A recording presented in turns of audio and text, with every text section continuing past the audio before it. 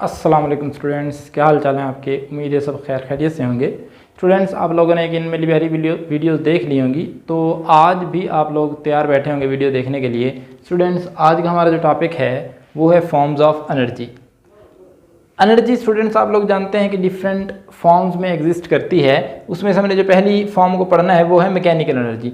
Mechanical energy अब क्या होती है students? Mechanical energy basically kinetic energy और पोटेंशियल एनर्जी के ऊपर मुश्तमिल होती है। काइनेटिक एनर्जी आप लोगों ने देखा था, किसी भी ऑब्जेक्ट की मोशन की वजह से जो एनर्जी होती है उसमें काइनेटिक एनर्जी कहा था। और किसी भी ऑब्जेक्ट की जब हम पोजीशन को चेंज करते हैं, उसकी नॉर्मल पोजीशन से उसकी कोई और पोजीशन हम ले आते हैं किसी और पोजीशन पे, तो उसके अंदर एक एनर्जी स्टोर हो जाती है जिसे हम पोटेंशियल एनर्जी कहते हैं। तो students, kinetic energy plus potential energy ये है मैकेनिकल एनर्जी। और इसकी डेफिनेशन भी आप लोग देख लें। Energy possessed by the objects due to their position and motion is called mechanical energy. Students, आप लोगों ने जैसा कि देखा था कि हमने काइनेटिक एनर्जी की एग्जांपल लिखी थी कि अगर कोई भी ऑब्जेक्ट मूव कर रहा हो, मतलब हमने कहा था कि पानी जब मूव कर रहा होता है तो उसकी काइनेटिक एनर्जी होती है। और स्टूडेंट्स, हमने देखा था जब हम किसी चीज़ को लेट्स से हमने बो की एग्जांपल ली थी, एक कमान की एग्जांपल ली थी, जब हम उसे खींचते हैं, या आप ये समझ सकते हैं कि हम गुलेल आप लोगों ने अमूमन यूज़ किया होगा बचपन में, जब हम उसे खींचते हैं तो उसके अंदर जो एनर्जी स्टोर हो जाती है उसे हम पोटेंशियल एनर्जी कहते हैं। यहाँ पे हमने बो की एग्जांपल ली है।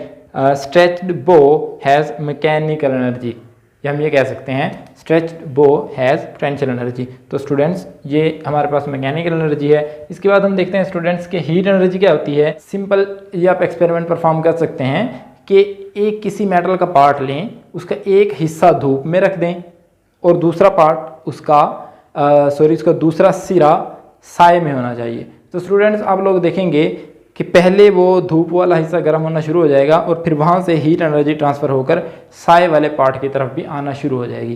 तो बेसिकली स्टूडेंट्स, हीट को हम इस तरह से डिफाइन करते हैं, heat is a form of energy which is transferred from hot bodies to cold bodies.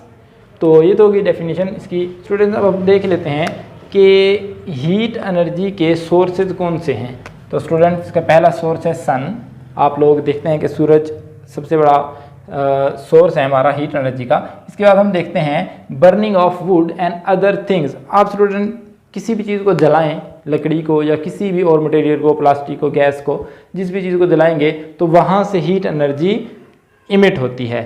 The food we eat provide heat energy to our body. तो स्टूडेंट्स, आप लोग जो चीज़ खाते हैं जब वो हमारे जिस्म के अंदर चले जाती है तो उसके साथ केमिकल रिएक्शन होता है और फिर वो हीट एनर्जी प्रोवाइड करती है हमारी बॉडी को।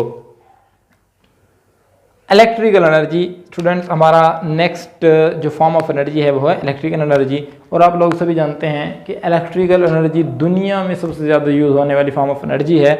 और स्टूडेंट्स, आप लोग ये भी जानते हैं कि इसको हम हासिल कहाँ से करते हैं, इसके सोर्सेज कौन से हैं। तो स्टूडेंट्स, उसका जो पहला सोर्स है वो है बैटरी, जिससे हम डीसी करंट हासिल करते हैं।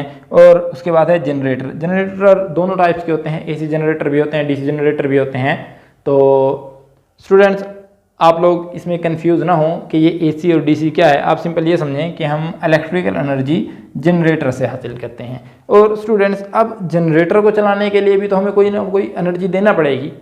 तो जनरेटर को चलाने के लिए हम डैम्स जहाँ पे बड़े बड़े बने होते हैं वहाँ पे हाइड्रो पावर यूज़ करते हैं, मतलब हम पानी की एनर्जी यूज़ करते हैं, पानी की काइनेटिक एनर्जी यूज़ करते हैं वहाँ पे इलेक्ट्रिसिटी प्रोड्यूस करने के लिए।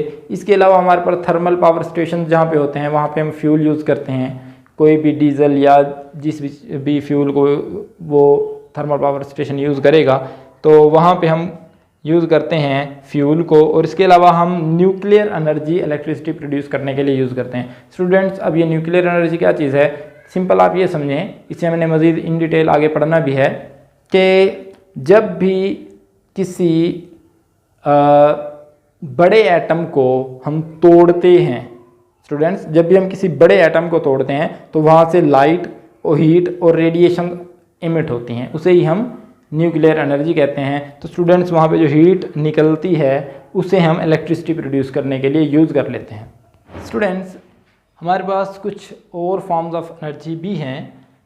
Sound energy. स्टूडेंट्स, साउंड भी एक एनर्जी की ही फॉर्म है। और इसे हम इस तरह से डिफाइन करते हैं, sound is a form of energy which is produced by vibrating objects. तो स्टूडेंट्स, जब भी कोई ऑब्जेक्ट वाइब्रेट करता है तो हमें साउंड सुनाई देती है। जैसा कि आप लोगों ने अमूमन देखा होगा कि ड्रमर जब उसके डायफ्राम के ऊपर किसी चीज़ से स्ट्राइक करता है तो वहाँ से एक मखसूस किस्म की आवाज़ प्रोड्यूस होती है। कोई भी दुनिया में आवाज़ जब प्रोड्यूस होती है तो किसी ना किसी चीज़ की वाइब्रेशन से ही प्रोड्यूस होती है। तो स्टूडेंट्स, हम कुछ एग्जांपल्स देख लेते हैं। Vibrating diaphragm of a drum, ये भी एक एग्जांपल है साउंड प्रोड्यूसिंग ऑब्जेक्ट की। Vibrating strings of a star, कि जब वो स्ट्रिंग्स, स्टार की जो स्ट्रिंग्स हैं वो वाइब्रेट कर रही होती हैं तो वो भी आवाज़ प्रोड्यूस करती हैं। Vibrating air column of a wind instrument. Students, आप लोगों ने देखा होगा कि हम जैसा कि फ्लूट का इस्तेमाल करते हैं, उसके अंदर ना ही कोई डायफ्राम होता है ना ही स्ट्रिंग्स होती हैं, लेकिन स्टिल वहाँ से आवाज़ प्रोड्यूस हो रही होती है। तो वह कैसे प्रोड्यूस हो रही होती है स्टूडेंट्स? असल में जब हम उसके अंदर एक मखसूस तरीके से हवा को एंटर करते हैं तो वहाँ पे हवा के कुछ कॉलम्स होते हैं जो कि वाइब्रेट करते हैं और उस वजह से वहाँ पे वो एक खूबसूरत सी आवाज़ प्रोड्यूस होती है। तो स्टूडेंट्स, इसके बाद हमारे पास जो नेक्स्ट फॉर्म ऑफ एनर्जी है वो है light energy. Light is also form of energy. अब स्टूडेंट्स, हमें क्यों ज़रूरत है लाइट की? Need of light. Plants need light for the production of their food. तो स्टूडेंट्स, आप लोगों ने देखा होगा कि अगर कोई फसल किसी दरख्त के नीचे हो जहाँ पे सूरज की रोशनी ज़्यादा ना पड़ती हो तो वहाँ पे कोई फसल ज़्यादा नहीं उगती, वो पौधे छोटे रह जाते हैं, वो ज़्यादा ग्रो नहीं कर पाते। क्यों नहीं कर पाते स्टूडेंट्स? इसकी रीज़न ये है कि उसके ऊपर सूरज की रोशनी नहीं पड़ रही होती, जिसकी वजह से वो अपनी खुराक प्रोड्यूस नहीं कर पाते और वो छोटे रह जाते हैं। तो स्टूडेंट्स, हमें सूरज की रोशनी क्यों ज़रूरत होती है या कोई भी लाइट की हमें क्यों ज़रूरत होती है? हमें चीज़ों को देखने के लिए ज़रूरत होती है। और स्टूडेंट्स, इसके बाद हम देख लेते हैं कि लाइट के सोर्सेज कौन से हैं। सन दुनिया का सबसे बड़ा लाइट का सोर्स है हमारी ज़मीन के ऊपर। अगर मैं बात करूं, इलेक्ट्रिक बल्ब, फ्लोरेसेंट बल्ब। तो स्टूडेंट्स, हमारे पास मुख्तलिफ़ किस्म के बल्ब्स हैं, वो भी हमारे पास लाइट के ही सोर्सेज हैं। इसके अलावा और बहुत सारे सोर्सेज हैं, जैसे कैंडल है, या हम किसी चीज़ को जलाते हैं, लकड़ी को या किसी भी और फ्यूल को जलाते हैं तो वहाँ से भी हमें लाइट मिलती है। तो वो भी एक हम कह सकते हैं कि सोर्स ऑफ लाइट हो सकता है। Chemical energy. Chemical energy is present in food and other things. तो स्टूडेंट्स, कहाँ पे वो मौजूद होती है कि जो हम खुराक खाते हैं तो वो खुराक, उस खुराक के साथ केमिकल रिएक्शंस होते हैं और फिर उससे वो मज़ीद फॉर्म्स ऑफ एनर्जी में कन्वर्ट हो जाती है। इसका मतलब ये है कि खुराक के अंदर भी केमिकल एनर्जी मौजूद होती है। Other forms of energy obtained from chemical energy. Students, जो और फॉर्म्स ऑफ एनर्जी हैं केमिकल एनर्जी से हम किस तरह कहाँ पे हासिल करते हैं? Burning of objects releases heat and light. Students, आप लोग जानते हैं कि हीट और लाइट दो फॉर्म्स ऑफ एनर्जी हैं। तो जब हम किसी चीज़ को जलाते हैं तो उसके अंदर केमिकल एनर्जी जो पहले से मौजूद होती है वो कन्वर्ट होना शुरू हो जाती है लाइट एनर्जी में और हीट एनर्जी में। इसके बाद हम देखते हैं कि इलेक्ट्रिकल एनर्जी भी हम हासिल कर सकते हैं बैटरीज़ के अंदर। अमूमन हम देखते हैं कि बैटरीज़ के अंदर कुछ केमिकल रिएक्शंस होते हैं और फिर उन केमिकल रिएक्शंस के नतीजे में हमें इलेक्ट्रिकल एनर्जी मिल रही होती है। तो students, electrical energy is obtained from batteries as a result of chemical reaction.